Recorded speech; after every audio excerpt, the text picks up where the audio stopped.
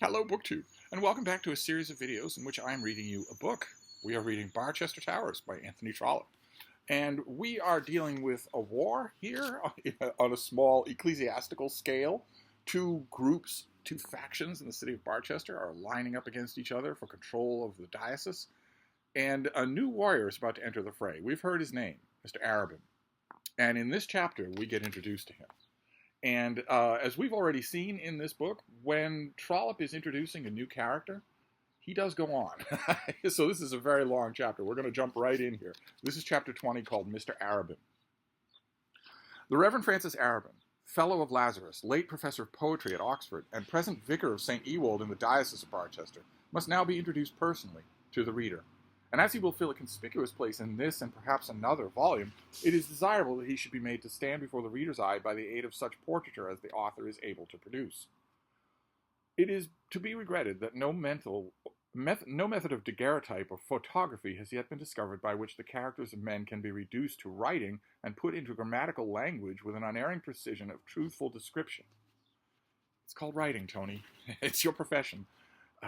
How often does the novelist feel, and the historian also, and the biographer, that he has conceived within his mind accurately and depicted on the tablet of his brain the full character and personage of a man, and that nevertheless, when he flies to his pen and ink to perpetuate the portrait, his words forsake, elude, disappoint, and play the deuce with him, till at the end of a dozen pages the man described has no more resemblance to the man conceived than the signboard on the corner street has to the Duke of Cambridge.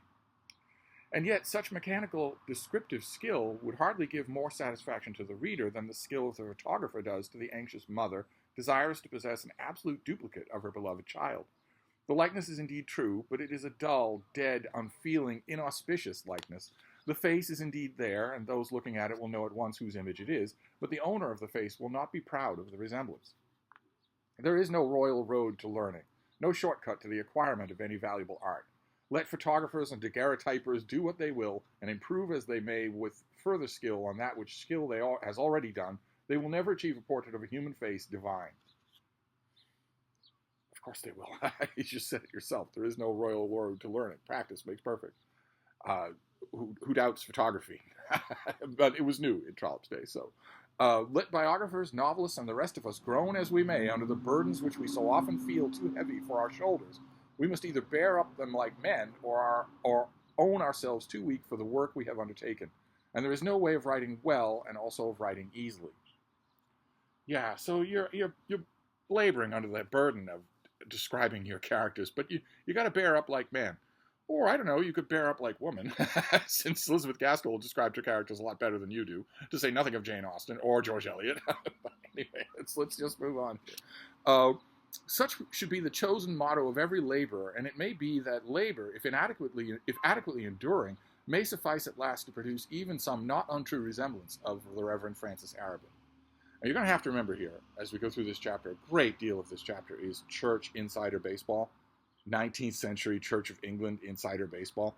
You should not worry about that. If you're reading this and wondering, okay, this is going on paragraph after paragraph, what you need to do is step back and try to see what the general point is that Trollope is trying to make, instead of following him into the weeds. But we will follow him into the weeds in this chapter. Of his doings in the world and of the sort of fame which he has achieved, enough has already been said. It has also been said that he is 40 years of age and still unmarried. He was the younger son of a country gentleman of small fortune in the north of England. At an early age he went to Winchester and was intended by his father for New College. But though studious as a boy, he was not studious within the prescribed limits. And at the age of 18, he left the school with a character for talent, but without a scholarship. All that he had obtained, over and above the advantage of his character, was a gold medal for English verse, and hence was derived the strong presumption on the part of his friends that he was destined to add another name to the imperishable list of English poets. From Winchester he went to Oxford, and was entered as a commoner at Balliol. Here his special career was very soon commenced. He utterly eschewed the society of fast men, gave no wine parties, kept no horses, rowed no boats, joined no rows, and was the pride of his college tutor. Such at least was his career till he had taken his little go, and then he commenced a course of action which, though not less creditable to himself as a man, was hardly so much to the taste of the tutor. He became a member of a vigorous debating society, and renders himself remarkable there for humorous energy.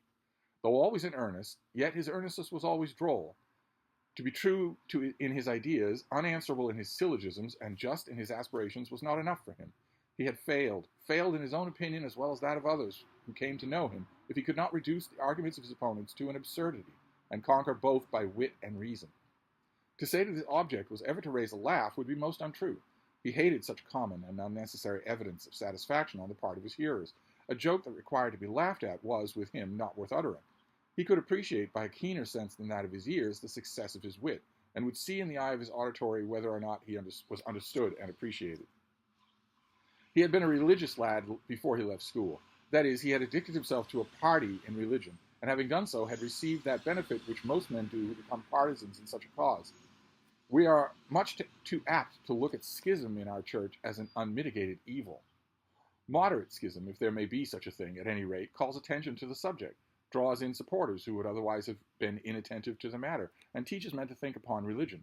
How great an amount of good this description has followed that movement of the Church of England which commenced with the publication of Froude's Remains. Again, you do not need to marry about who Froude was, what his book were, what scandals it caused, any more than you're going to have to know about Cardinal Newman, whose name is inevitably going to come up here. As a young boy, Arban took up the cudgels on the side of the Tractarians, and at Oxford he sat for a while at the feet of the great Newman.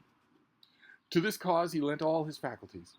For it he concocted verses, for it he made speeches, for it he scintillated the brightest sparks of his quiet wit. For it he ate and drank and dressed, and had his being. In due process of time he took his degree, and wrote himself B.A., but he did not do so with any remarkable amount of academic eclat. He had occupied himself too much with the high church matters and the polemics, politics, and outward demonstrations usually concurrent with high churchmanship to devote himself with sufficient vigor to the acquisition of a double first. He was not a double first, not even a first-class man, but he revenged himself on the university by putting firsts and double firsts out of fashion for the year, and laughing down a species of pedantry which at the age of 23 leaves no room in a man's mind for graver subjects than conic sections or Greek accents. Greek accents, however, and conic sections were esteemed necessary at Balliol, and there was no admittance there for Mr. Arabin within the list of its fellows. Lazarus, however, the richest and most comfortable abode of Oxford dons, opened its bosom to the young champion of the church militant. Mr. Arabin was ordained and became a fellow soon after taking his degree, and shortly after that was chosen professor of poetry. And now came the moment of his great danger. After many mental struggles and an agony of doubt which may well be surmised from the great prophet of the Tractarians confessed himself a Roman Catholic, Mr. Newman left the Church of England, and with him carried away many a waverer. He did not carry away with him Mr. Arabin, but the escape which that gentleman had was a very narrow one. He left Oxford for a while that he might meditate in complete peace on the step which appeared to him to be all but unavoidable, and shut himself up in a little village on the seashore of one of our remotest counties, that he might learn by communing with his own soul whether or not he could with safe conscience remain within the pale of his mother church, or convert to Christianity, or convert to Catholicism, like Cardinal Newman did. Things would have gone badly with him there had he been left entirely to himself. Everything was against him. All his worldly interests required him to remain a Protestant, and he looked on his worldly interests as a legion of foes, to get the better of whom was the point of extremest honor. In his then state of ecstatic agony, such a conquest would have cost him little. He could easily have thrown away all his livelihood, but it cost him much to get over the idea that by choosing the Church of England, he should be open in his mind to the charge that he had been led to such a choice by unworthy motives.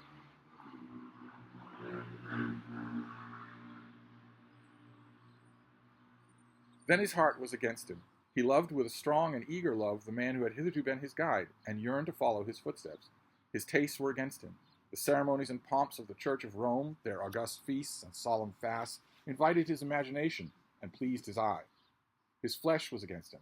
How great an aid would it be to a poor, weak, wavering man to be constrained to high moral duties, self-denial, obedience, and chastity by laws which were certain in their enactments and not to be broken without loud, palpable, unmistakable sin. Ooh.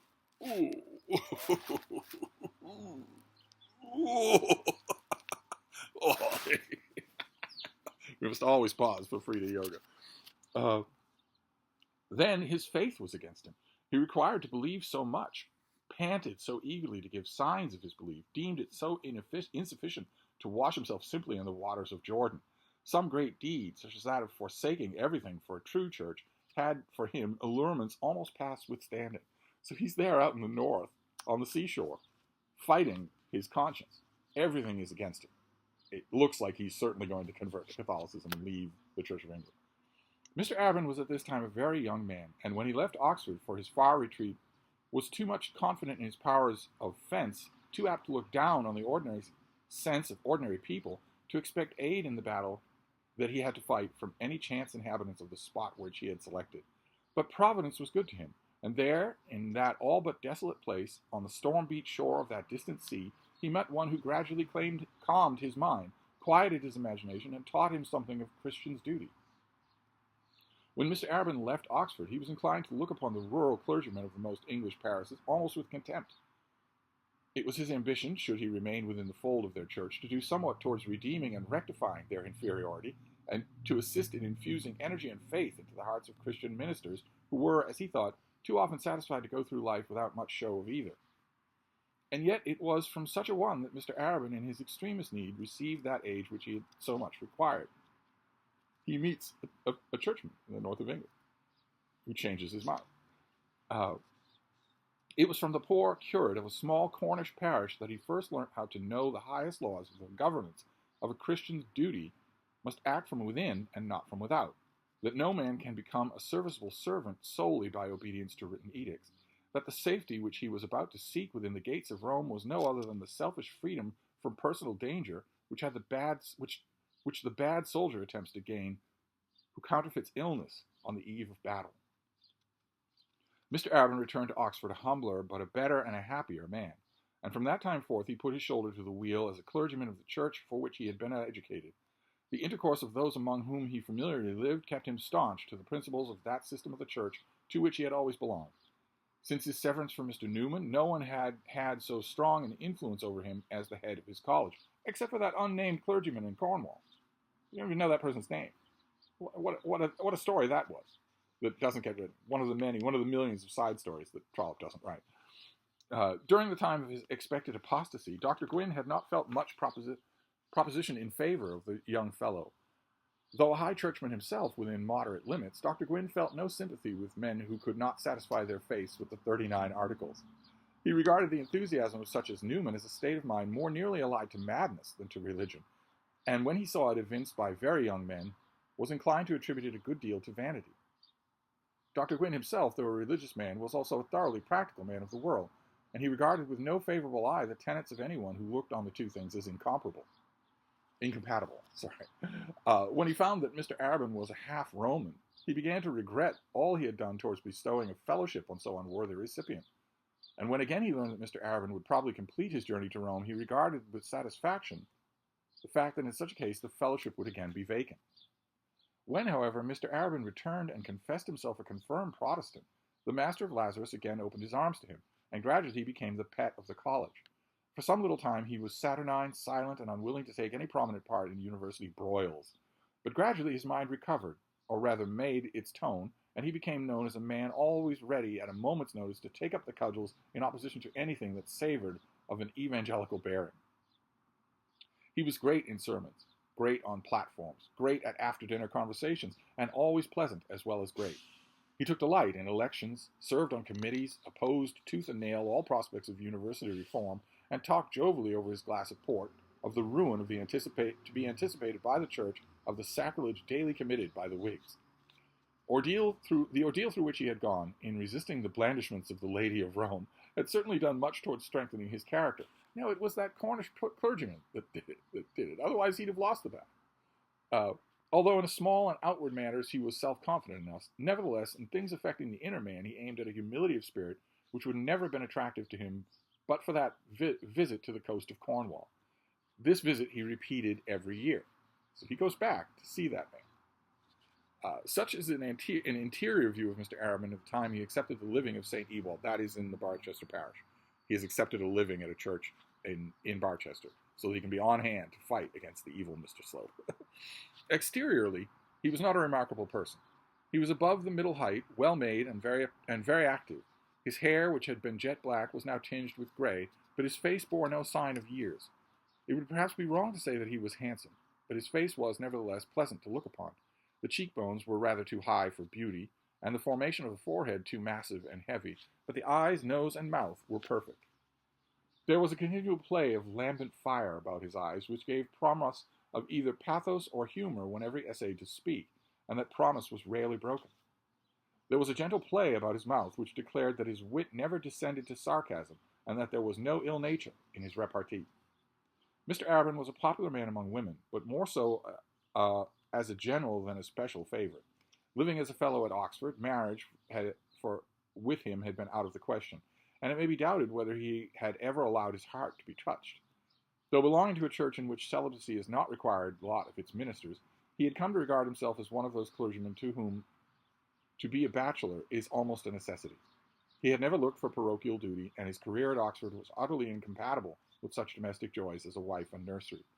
He looked on women, therefore, in the same light that one sees them regarded by many Romish priests. He liked to have near him that which was pretty and amusing, but women generally were little more to him than children. He talked to them without putting out all his powers, and listened to them without any idea that what he should hear from them could either actuate his conduct or influence his opinion. Such was Mr. Arabin, the new vicar of St. Ewald, who is going to stay with the Grantleys at Plumstead Episcopi. He's going to visit Archdeacon Grantley. Mr. Arabin reached Plumstead the day before Mr. Harding and Eleanor, and the Grantley family were thus unable to make his acquaintance and discuss his qualifications before the arrival of the other guests. Griselda was surprised to find that he looked so young, but she told Florinda, her younger sister, that when they had retired for the night, that he did not talk at all like a young man, and she decided, with an authority that 17 has over 16, that he was not at all nice, although his eyes were lovely. As usual, 16 implicitly acceded to the dictum of 17 in such a matter, and said that he certainly was not nice.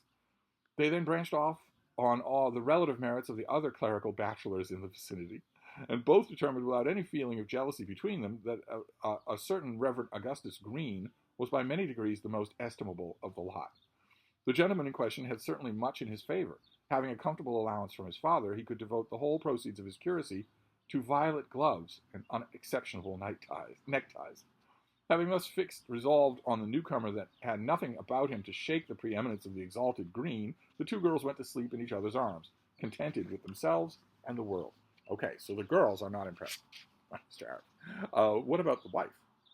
Mrs. Grantley at first came to much the same conclusion about her husband's favorite as her daughters had done, though in seeking to measure his relative value, she did not compare him to Mr. Green.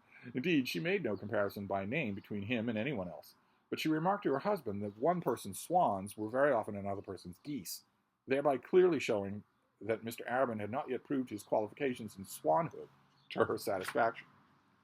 Well, Susan, he said, rather offended at hearing his friend spoken of so disrespectfully, if you take Mr. Arabin for a goose, I cannot say that I think very highly of your discrimination. A goose? No, of course he's not a goose. I've no doubt he's a very clever man. But you're so matter-of-fact, Archdeacon, when it suits your purpose, that one can't trust oneself to any manner of speech. I've no doubt Mr. Arabin is a very valuable man at Oxford, and that he'll be a good vicar at St. Ewald. All I mean is, having passed one evening with him, I don't find him the absolute paragon. In the first place, if I'm not mistaken, he's a little inclined to be conceited.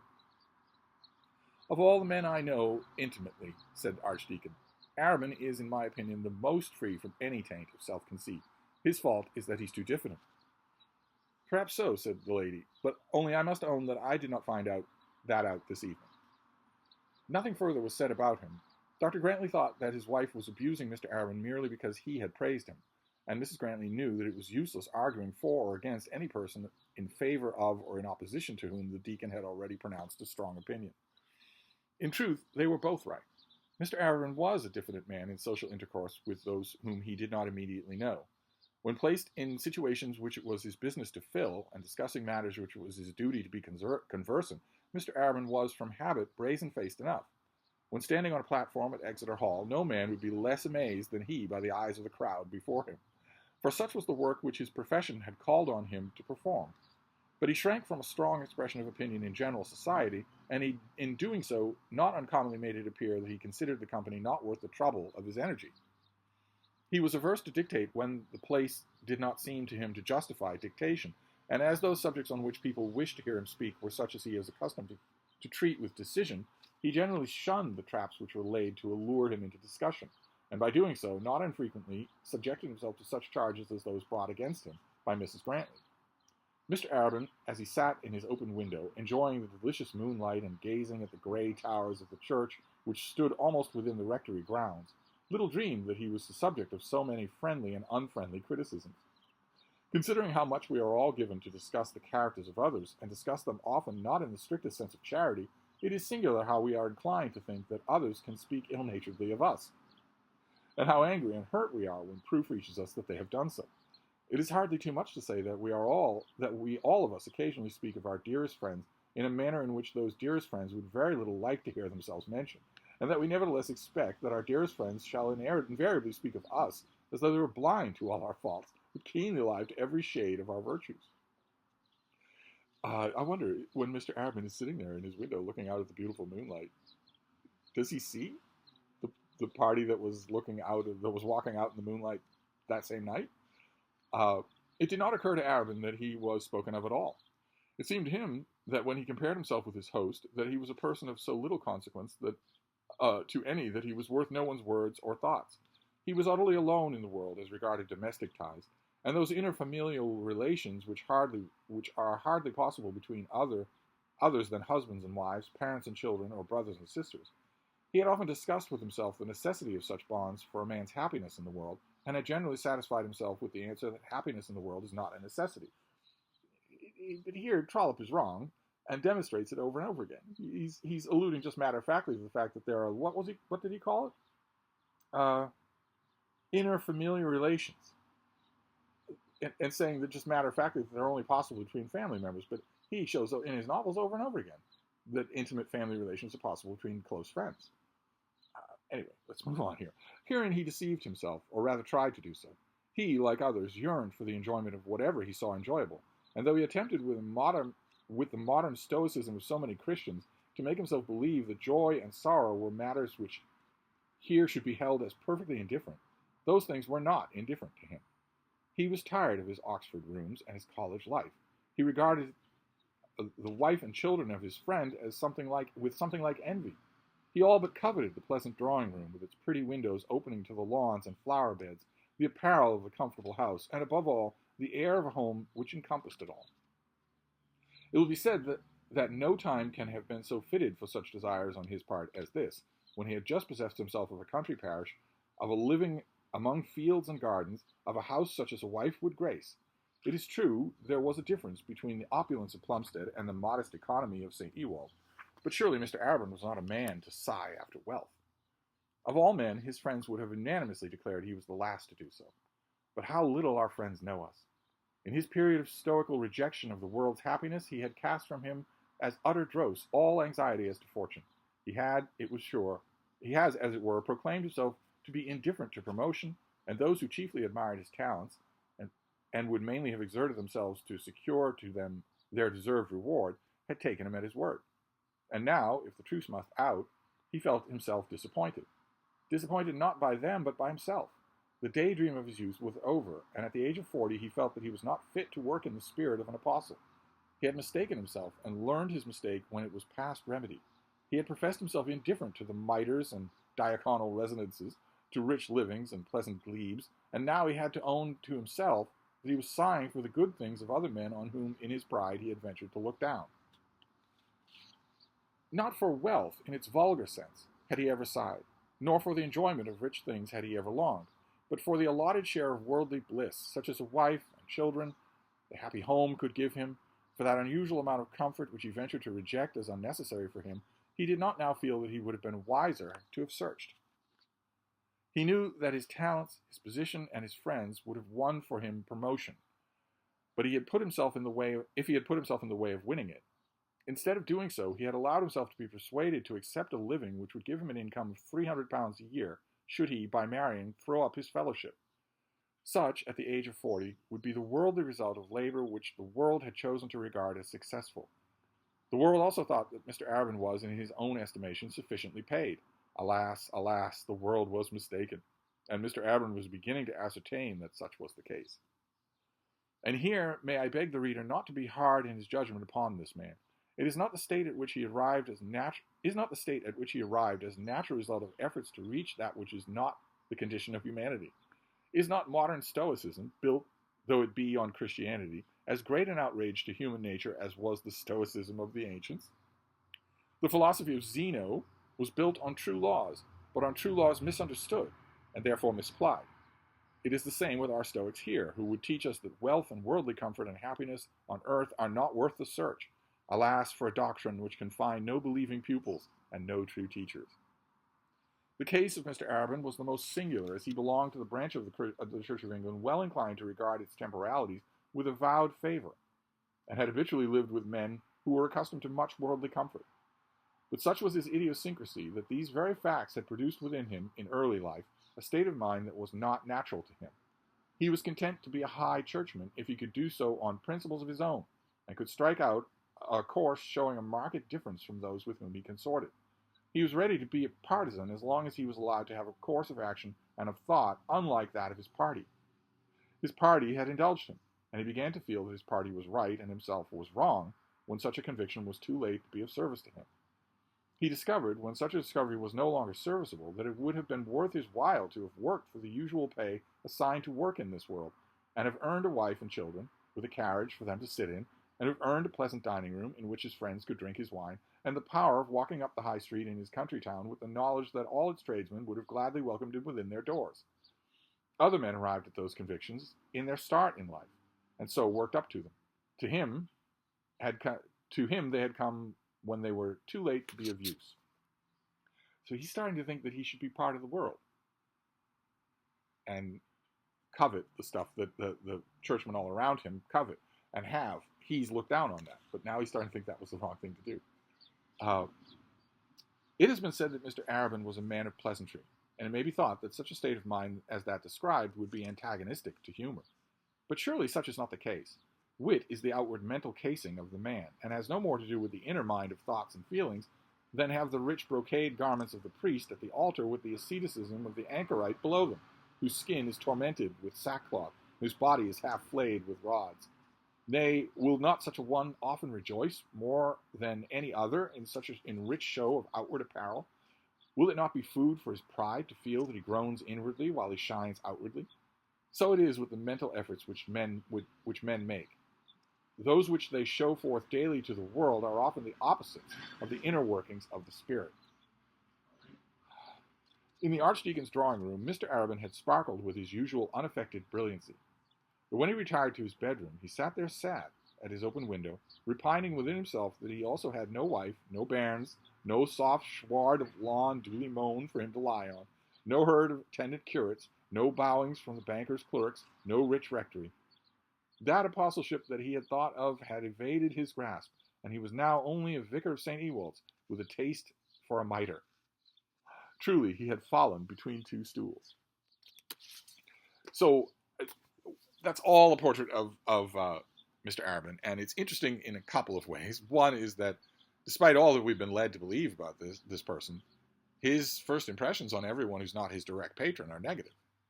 Much like Mr. Slope, not nearly as severe, but he hasn't made a positive impression on the Grantleys, aside from the Archdeacon, who mainly wants to use him. But the other impression is fascinating. It goes on a bit long. The chapter is too long. There's lots and lots of trollopian padding in there. But the chapter is fascinating. This is a man who has come to desire, he has come to renounce, at least inwardly, the high principle asceticism of his youth, and now thinks, well, all these men that I've been scorning my whole life for the wine they put on their table, or the table itself, or the pretty house, or the yearning after riches, maybe they had the right idea. I'm in a precarious position in life, 300 pounds a year. And that's if I don't marry. He has a fellowship. If he marries, he gets less than that. Whereas he is in the presence, at Plumstead Episcopi, he's in the presence of someone like Archdeacon Grantley, who very much loves the worldly things of the world and always has. It's interesting, and you have to wonder what form it will take. Because although there's a world of difference between Mr. Arabin and Mr. Slope, we know now that they both yearn for worldly things. It'll make our two combatants more alike than either one would like to admit. But that's our chapter for today, a long descriptive chapter. We will move on next time. So I'll wrap this up for now, and I will see you then. Thank you, BookTube.